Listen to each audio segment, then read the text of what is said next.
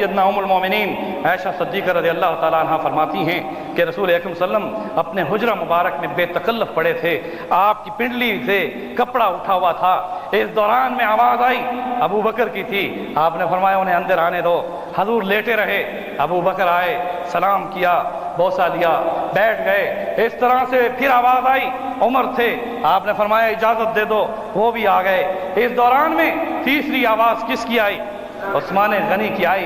पहले दो जब आए, हालांकि आपके वो खुसर भी थे, हज़रत अबू बकर की बेटी आयशा वो रसूलुल्लाह की बोलो ज़ौजा ताहिरा, और हज़रत उमर की बेटी हफ्सा रज़ी अल्लाह ताला अन्हुमा, ये रसूलुल्लाह सल्लल्लाहु अलैहि वसल्लम की क्या थी? ज़ौजा ताहिरा। जब दो खुसर आए तो आप उसी तरह लेटे रहे, पिंडली से कपड़ा उठा रहा। जिस वक्त उस्मान का नाम आया, आप बैठ गए, अपने कपड़ों को जोड़ा, उसके बाद एहतमाम फरमाया।